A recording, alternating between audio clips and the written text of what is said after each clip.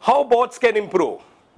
First part is evaluating their own performance. Now we are very fond of evaluating staff. Do we as board members ever evaluate ourselves? I seldom come across that. But I know I've served on certain international boards. I go through a self-evaluation every year. How many meetings did I attend?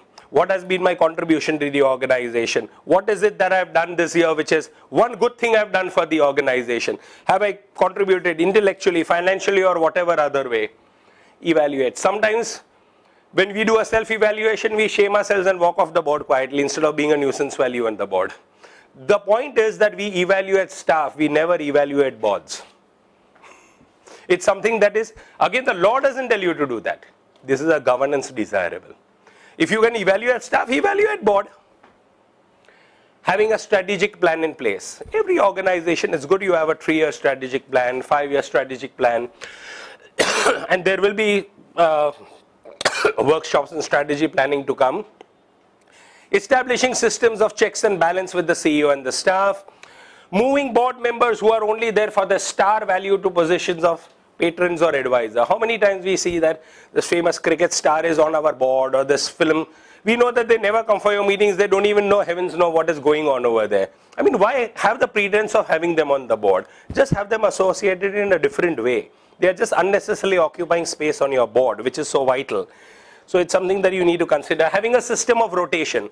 Now again, as you saw in a trust, rotation is not mandatory under law.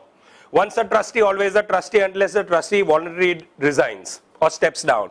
Even the charity commissioner cannot throw away a trustee. The Lilavati case is going on since years for removal of a trustee. Nothing happens. But in a trust, you can have a self-imposed system of rotation. That I will serve for a term of 3 years, maximum 2 terms of 3 years. After 6 years, I'll rotate off because fresh blood needs to come on the board. This is again governance. The law doesn't say you need to have rotation.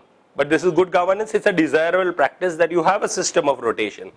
Agreeing on the organization's mission. Very important for the board to do that. Focusing mainly on what matters. Half the time at board meetings, we are discussing on everything but what matters. You go round and round on other things. Another important part, knowing their specific roles as board members. Oftentimes we take on trusteeship, we have a vacancy. Okay, I know this friend, I'll tell him to join the board, and the person says, okay, yes, I'll come since you have asked.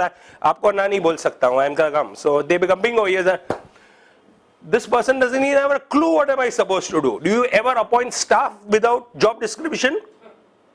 Do you appoint a CEO without a job description? Do you appoint a trust secretary without a job description? How do you appoint boards without a job description? They need to know upfront what is it that they are required, including at there, you have to do the 3 Gs. Think about it. The law doesn't tell you all this. This is good governance. Functioning as a team, a very important part.